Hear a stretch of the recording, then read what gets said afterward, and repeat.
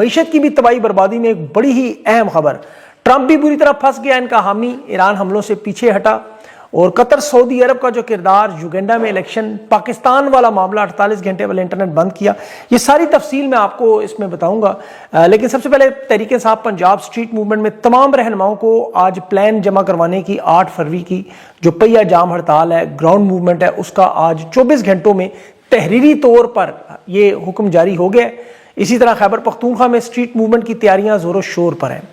اب یہاں میں نے آپ سے بڑی اہم بات کرنی ہے جو پاکستان کی عوام، تحریک انصاف کے ورکر، سپورٹر اور حامیوں کو سمجھنا ہے کہ دنیا کی ٹاپ 10 سیاسی جماعتوں میں آنے والی پاکستان کی سب سے بڑی سیاسی جماعت اس وقت جو نقصان اسٹیبلشمنٹ انہیں ظلم و ستم سے نہیں دے سکی، وہ قیادت اور عوام کے اعتماد، غداری کے سرٹیفکیٹ، یا خان سے جڑے نظریاتی لوگ کے الگ ہونے، یا لوگوں کے کمپرومائز، ڈرنے، بزدل ہونے، مفادات، نشستوں کے لالچ کی وجہ سے ہو رہا ہے کہ آج سب سے بڑی سیاسی جماعت کے اب چند لوگ انگلیوں پر گنے چنے نظر آتے ہیں۔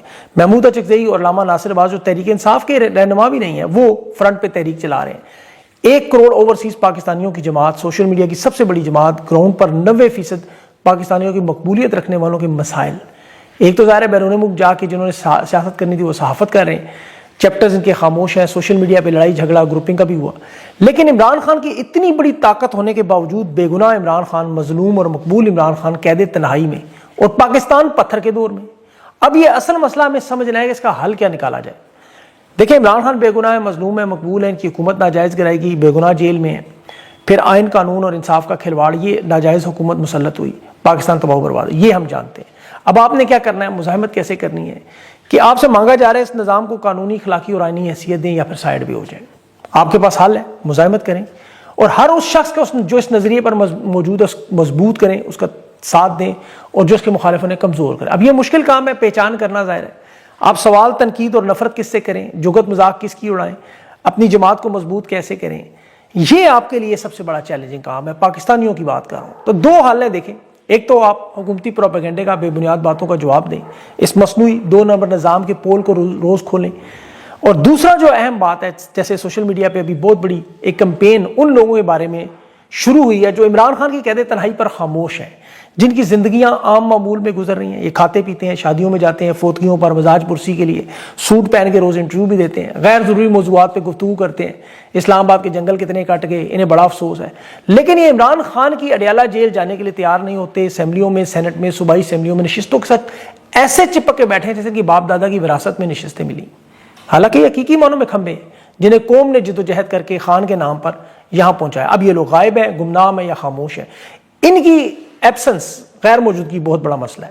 سوشل میڈیا پہ ان کے نام، تصاویر اور ویڈیوز کی ایک بھرپور مہم شروع کریں، اس میں بھرپور تائید کریں اور یقین کریں، میں دعویٰ کرتا ہوں جہاں نون لیگ پیپلز پارٹی کی سیاست ختم ہے، یہاں ان لوگوں کی سیاست کا بھی اختتام ہے، کیونکہ جو ہر تحریک میں مشکل وقت میں لوگ نظر نہ آئے، ان کا پھر ختم شدہ حقیقت میں نظر آتا ہے۔ قربانیوں کا رجسٹر بے شک جتنے مرضی بڑے ہو جائیں، لوگوں نے نہ ان کی ماننی ہے نہ خان نے ماننی۔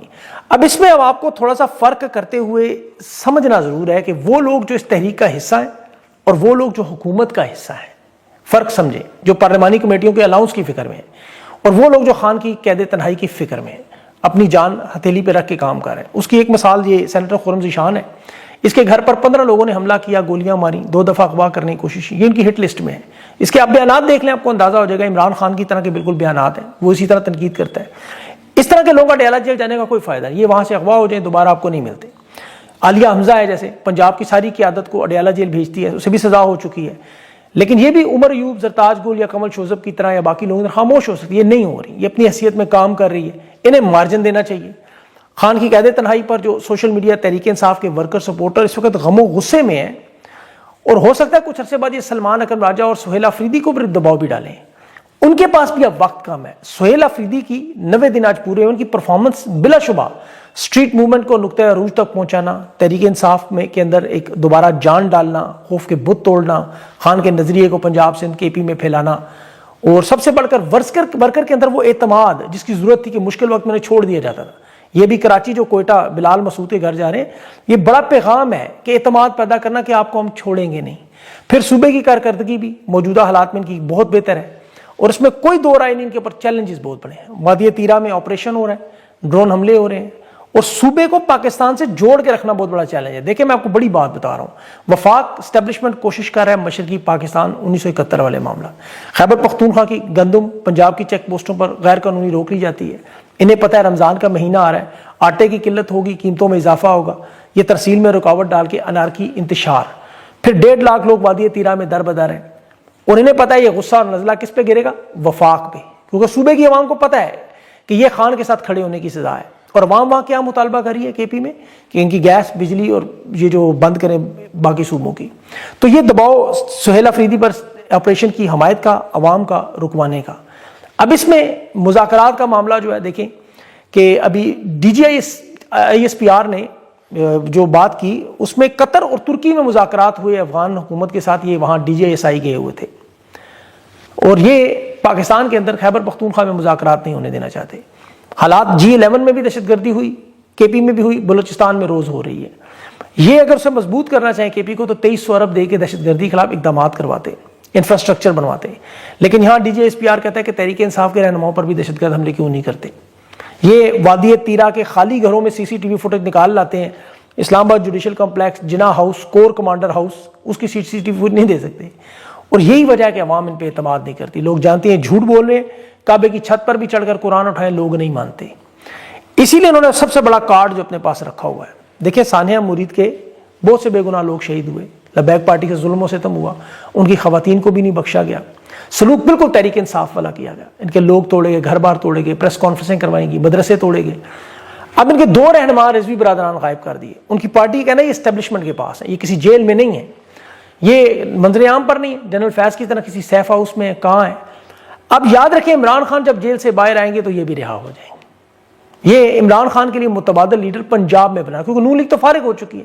اسٹیبلشمنٹ کی 78 سال سے آپ پوری واردات دیکھیں تو ان کا ہمیشہ یہی سازشیں, مکاریاں, بیانیاں.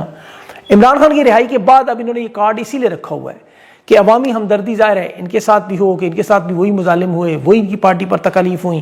یہ سب کچھ درست ہے, لیکن اسٹیبلشمنٹ کی جو سازش ہے وہ فوکس یہاں متبادل قیادت پنجاب میں بنانا, کیونکہ انہیں پتہ ہے عمران خان کی رہائی ہونی ہے ابھی. اس کے بعد انہیں جس طرح باقی بدترین ناکامیاں ہوئی جو میں آگے چل کے بتاتا ہوں, یہاں بھی ناکامی. ابھی فوجی جنتا نے جس طرح معیشت تباہ کی, عمران خان کی حکومت گرا کے پاکستان کو پتھر کے دور میں ڈالا, ہر ادارہ تباہ کیا, امن و امان تباہ کی, معیشت تباہ کی, پاکستان کا سکون اور امن تباہ کیا, اور ہر شعبے میں ناکامی. اب خارجہ پالیسی میں دیکھیں تمام ممالک سے لڑائی ہے, ہمسایوں سے جنگیں ہیں, تجارت بند ہے. یہ ٹرمپ کے پاس پہنچے, کروڑوں ڈالرز لگائے, لابنگ کی, زمین آسمان ایک کر دیا, اس کے کردار کو, اخلاق کو چومتے رہے, چاپلوسی خوشامد کرتے رہے. جنگیں لڑنے والے ٹرمپ کو نوبل انعام, معدنیات, پھر دہشت گردی کی جنگ میں شرکت, غزہ امن فوج تک. اور ٹرمپ کے اپنے الفاظ ہے کہ یہ میری دم تک چاٹتے ہیں. یہ اس کا ثبوت ہے. ان کے باوجود حالات کیا ہے, اڑان اڑان کرتے رہے. ٹرمپ نے اڑا کے رکھ دیا, پاکستانیوں کے ویزے منجمد کر دیے, 75 ممالک کی لسٹ میں ڈال دیا, اور اس میں ہندوستان شامل نہیں ہے. اب یہ دل بہلانے کے لیے باجماعت ہاتھ باندھے, کل آپ نے تصویریں دیکھی ہوں گی جب ایک نوجوان لڑکے کے پیچھے اسٹیو وٹکاف 27ویں دفعہ ورلڈ لبرٹی فائنینشیل کے ساتھ MOU کر رہے ہیں. فیلڈ مارشل, وزیر اعظم, وزیر داخلہ, وزیر خارجہ, DGI سب افسران کھڑے ہیں پیچھے. وہ نوجوان زیک وٹکاف دستخط کر رہے ہیں. ٹرمپ نے لحاظ نہیں کیا, ویزا بین ممالک میں, منجمد ممالک میں. اور یہ ہر روز بیانیاں بناتے ہیں, ہر روز. آپ کہہ رہے ہیں ہم چین کے جہاز بیچیں گے. بھائی ویزے نہیں امریکہ آپ کو دینے دے رہا تو جہاز بیچنے دے گا؟ یہ خود سوچیں آپ. وہ خود اسلحے کا سب سے بڑا ایکسپورٹر ہے. وہ دنیا کو جائز تیل نہیں بیچنے دے رہا ایران کو, وہ اپنے مقابلے میں نیا خریدار کھڑا کرے گا. اب 3 سال 10 مہینوں میں جو چیز اسٹیبلشمنٹ کرتی رہی, بیانیاں. آپ دیکھیں نا, ان کا بیانیہ ہے ہمیشہ, اور ان کا بیانیہ ہی ہم لوگ اڑاتے رہے. انہوں نے جیل میں خان کو ڈال کر جی معیشت ہم خان کے بغیر چلا لیں گے, ملک خان کے بغیر چلا لیں گے. ایسا نہیں ہوا. یہ روز جھوٹ بولتے ہیں, روز غلطی کرتے ہیں, روز نمبروں کی ہیرا پھیری کرتی ہیں, فراڈ کرتے ہیں. ناجائز حکومت قبضہ گروپ بن کے پاکستانیوں پر نحوست کا پتھر کے دور میں بھیجنے کا سلسلہ. اسی لیے ہم لوگ یہ ثبوت دیتے ہیں ان کا بیانیہ. یہ جو خان کو کہہ رہے تھے نا کہ دیوالیہ پن خان کی حکومت ہو رہی تھی, آج 21 مہینے ہو گئے ہیں, قرضوں میں 12,733 ارب کا اضافہ ہے. ذرا غور سے سنیں, 20 ارب روپیہ روزانہ قرضہ. ایسی حکومت جس کی آمدنی کو نہیں, 20 ارب روپیہ روزانہ قرضہ جس ملک کا, اس کے کیا حالات ہوں گے. کرنسی 40 سال جنگ لڑنے والے افغانستان سے 4 گنا نیچے. خطے کا سب سے مہنگا ترین ملک, جس کے پاسپورٹ پر کہیں آپ سفر نہیں کر سکتے, لوگ ویزے ہی نہیں دیتے. دنیا کا کوئی ملک تجارت کے لیے 1 ارب ڈالر لگانے کے لیے تیار نہیں. دہشت گردی میں برکینا فاسو کے ساتھ جا کھڑے ہوئے. اس ملک کے کیا حالات ہوں گے.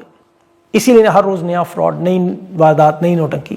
ابھی محسن نقوی وزیر داخلہ گلف نیوز کی خبر شیئر کر رہا ہے کہ پاکستان کا پاسپورٹ 126 سے 98 نمبر. آپ کے پاس انٹرنیٹ موجود ہے، بلا شبہ دنیا کا سب سے سست انٹرنیٹ ہے، لیکن ہینلے گلوبل کی ویب سائٹ پہ جائیں، وہاں پاسپورٹ کی ویب سائٹ دیکھیں، 126 ممالک ہے ہی نہیں وہاں، 101 ملک ہیں. 98 نمبر پر پاکستان یمن کے ساتھ 31 پوائنٹ، اور یمن شدید ترین جنگ کا مرکز. اور یمن کو تو چھوڑے، فلسطین پاکستان سے 4 درجے اوپر ہے. صومالیہ پاکستان سے اوپر، اس کا ابھی پورا ایک حصہ ٹوٹ کے صومالی لینڈ بنا. بنگلہ دیش، نیپال پاکستان سے اوپر ہے. ہم سے نیچے صرف شام، عراق اور افغانستان. اور یہ تینوں نام آپ کے ذہن میں ہے تو پہلی چیز کیا آتی ہے؟ جنگ. اب یہاں انہوں نے جنگ لڑی ہندوستان سے، ہندوستان بھی 16 درجے پاسپورٹ ہم سے بہتر. امریکہ نے ہندوستان سے دفاعی ڈیل بھی کی، تجارت بھی کی 50% ٹیرف کے باوجود. اور یہاں ٹرمپ انہیں جھکتے لگانے کے باوجود ہمیں ویزا بین ممالک میں ڈال گیا، کیونکہ یہ سپورٹ ٹرمپ کر رہے ایک شخص کی. اور یہ ڈونلڈ ٹرمپ جس کی سپورٹ انہیں چاہیے، اور یہ فیلڈ مارشل شہباز شریف کی جو ٹرائنگل ہے، صرف اخلاقی حیثیت چاہیے. اب تو ٹرمپ کے اپنے حالات اتنے برے ہو چکے ہیں جس کے اثرات آپ کو نظر آئیں گے. جس جنریشن زی کا ہم ذکر کرتے ہیں، ترقی پذیر ممالک میں انقلاب لانے والے، اب امریکہ میں ان کا انقلاب مختلف ہے. اب ڈونلڈ ٹرمپ کی تاریخی سیاسی نقصان پہنچانے والی جنریشن زی، فروری کے مہینے کی جو فگرز آئی ہیں رینکنگ کی، مقبولیت کی، 10% تھا گراف ڈونلڈ ٹرمپ کا، جو اب -32 سے یعنی 42% نوجوان ٹرمپ پر عدم اعتماد کر رہے ہیں. یہ ماہرین کہہ رہے ہیں امریکی کے پہاڑ کی چوٹی سے جیسے ٹرمپ کو کسی نے گرا دیا. مڈ ٹرم الیکشن میں ریپبلکن پارٹی الیکشن ہارنے کے قریب. وجہ کیا ہے؟ ڈونلڈ ٹرمپ کی جو حرکتیں آپ کو نظر آ رہی ہیں.